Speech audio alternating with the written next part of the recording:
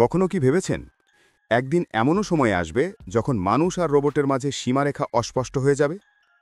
একটি নতুন যুগ এসে গেছে, যেখানে মানবিক রোবট আর বিজ্ঞান কল্পকাহিনীর কল্পনা নয়, বরং আধুনিক শিল্প বিপ্লবের নীরব শক্তি। আজ প্রশ্নটি আর কখন রোবট মানুষকে প্রতিস্থাপন করবে তা নয়। প্রশ্নটি হল, আমরা কি তাদের সাথে কাজ করতে প্রস্তুত?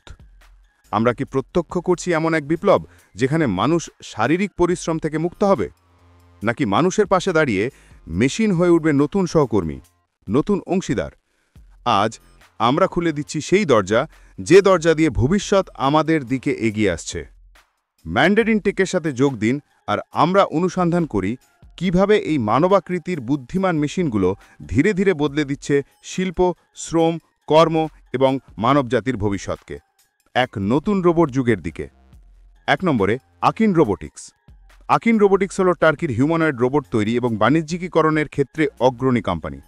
শুধুমাত্র সফটওয়্যার উন্নয়নের উপর মনোযোগ দেওয়ার পরিবর্তে আকিন রোবোটিক্স একটি বিস্তৃত রোবোটিক্স ইকোসিস্টেম তৈরি করেছে। তাদের এডা হিউম্যানয়েড রোবট সিরিজটি কোম্পানির স্বাক্ষর সৃষ্টি। প্রায় 5 ফুট 7 ইঞ্চি লম্বা, এডা যোগাযোগের সময় মাথা নাড়ানো থেকে শুরু করে প্রায় সমস্ত মৌলিক মানুষের নড়াচড়ার প্রতিলিপি তৈরি করতে পারে। এরা সম্পূর্ণ স্বায়ত্তশাসনভাবে চলতে পারে, বাধা এড়িয়ে চলতে পারে এবং জনাকীর্ণ পরিবেশেও ভারসাম্য বজায় রাখতে পারে। মিনি এডার মতোই একই বুদ্ধিমান অপারেটিং কোর ধরে রেখে আরও কম্প্যাক্ট আকারে আসে, যা রেস্টুরেন্ট, হোটেল, হাসপাতাল এবং জনসেবা এলাকার জন্য আদর্শ। দ্বিতীয় স্থানে রয়েছে অ্যাটলাস, বস্টন ডায়নামিক্সের।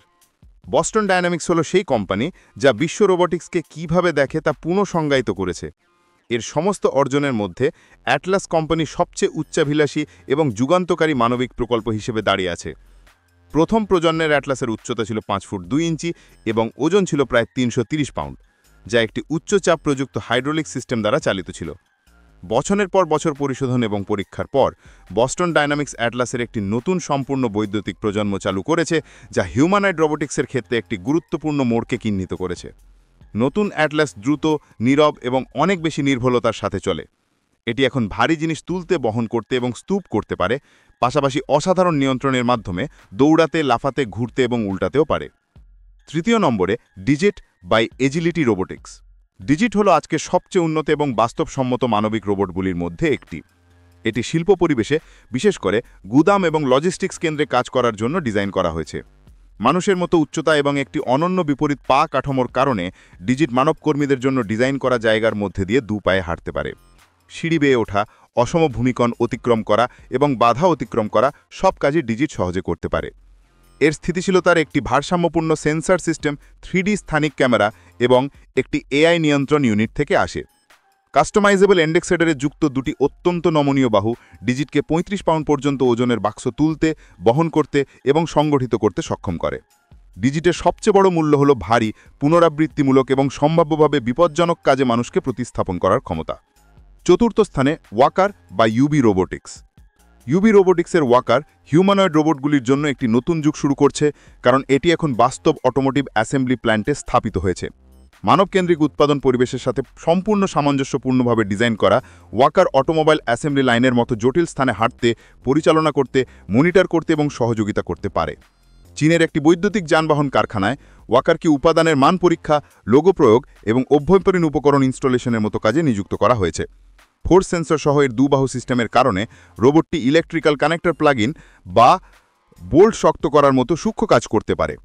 2টি ব্যাটারি সিস্টেম 3 মিনিটের মধ্যে অটোমেটিক ব্যাটারি অদলবদল করতে পারে, যার একে মানুষের হস্তক্ষেপ ছাড়াই 24 ঘন্টা কন্টিনিউয়াসভাবে কাজ করতে দেয়। 5 নম্বরে, HMND হিউম্যানয়েড। HMND হল পরবর্তী প্রজন্মের একটি হিউম্যানয়েড রোবট, যা সম্প্রতি লন্ডন ভিত্তিক স্টার্টআপ হিউম্যানয়েড দ্বারা উন্মোচিত হয়েছে। উৎপাদন, গুদাম এবং সরবরাহ পরিবেশে যান্ত্রিক সহকর্মী হিসেবে কাজ করে মানুষকে পুনরাবৃত্তিমূলক শ্রম থেকে মুক্ত করাই এর লক্ষ্য। 5 ফুট 9 ইঞ্চি উচ্চতার HMND 4 কিলোমিটার প্রতি ঘন্টা গতিতে চলতে পারে। 2 হাত ব্যবহার করার সময় এটি 33 পাউন্ড পর্যন্ত ওজন বহন করতে পারে। এর এন্ডি সেক্টরগুলিতে 5 আঙুলওয়ালা রোবোটিক হাট থাকতে পারে, যা সূক্ষ্ম ম্যানিপুলেশন কাজের জন্য 12 DOF প্রদান করে। এর হেডটিতে ডুয়াল ডেপথ সেন্সরের সাথে একটি 360 ডিগ্রি RGB ক্যামেরা সংযুক্ত করা হয়েছে, যা HMNDকে একটি ব্যাপক স্থানিক অবগতি প্রদান করে। 6 নম্বরে, অপটিমাস, টেসলা কর্তৃক তৈরি। অপটিমাস টেসলা বিশ্বের সর্বশ্রেষ্ঠ যানবাহন কোম্পানি হিউম্যানয়েড রোবোটিক্সের সম্প্রসারণের সাথে সাথে একটি সাহসী রূপান্তর চিহ্নিত করেছে।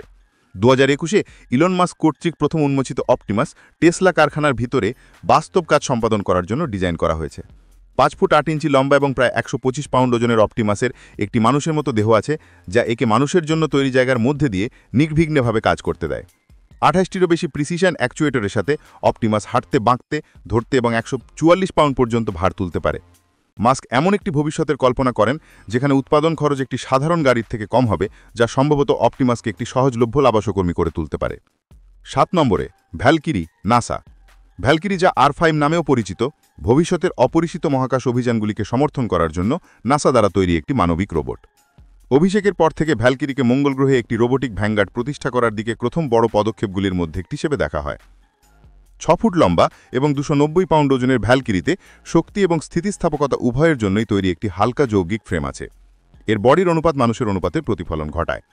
স্পর্শকাতর এবং বল সংবেদী 5 আঙুলওয়ালা হাত দিয়ে পূর্ণ, যা রোবটকে নির্ভুলভাবে বস্তুকে গ্রহণ, উত্তোলন এবং মাস করতে সক্ষম করে। ভ্যালকিরি মহাকাশে মানব রোবট সহযোগে নাসা দৃষ্টিভঙ্গির প্রতীক। নভোচারীরা অন্য গ্রহে পা রাখার আগে ভ্যালকিরির মতো রোবটগুলি মানব অনুসন্ধানের পরবর্তী মহান অধ্যায়ের জন্য বহির্জাগতিক আউটপোস্ট নির্মাণ, পরীক্ষা এবং প্রস্তুতির পথকে প্রশস্ত করবে। হিউম্যানয়েড রোবোটিক্সের বিপ্লব সবেমাত্র শুরু হয়েছে, তবু আজ আমরা যা দেখছি তা প্রমাণ করে দিতে পারে যে শ্রমের ভবিষ্যৎ চিরতরে পরিবর্তিত হচ্ছে। রোবট কতটা করতে পারে সেটা আসলে গুরুত্বপূর্ণ নয়, বরং মানুষ তাদের সাথে কী করতে বেছে নেবে তা গুরুত্বপূর্ণ।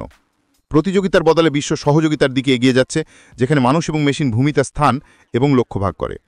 হিউম্যানয়েড রোবোটিক্সের প্রত্যেকটি অগ্রগতি শুধু টেকনোলজির এক লাফ নয়, এটি মানুষ এবং মেশিনের মধ্যেকার সীমানা কীভাবে সংজ্ঞায়িত হয় তার একটি গভীর পরীক্ষা। আপনি যদি আবিষ্কার করতে চান যে প্রযুক্তি এবং মানবতা কীভাবে একসাথে আমাদের বিশ্বকে পুনর্গঠন করছে, তাহলে ম্যান্ডারিং টেকে লাইক এবং সাবস্ক্রাইব করুন, যেখানে উদ্ভাবন শুধু ব্যাখ্যা করা হয় না, বরং ভবিষ্যতের দিকে পরিবর্তনের স্টোরি হিসাবে বলা হয়।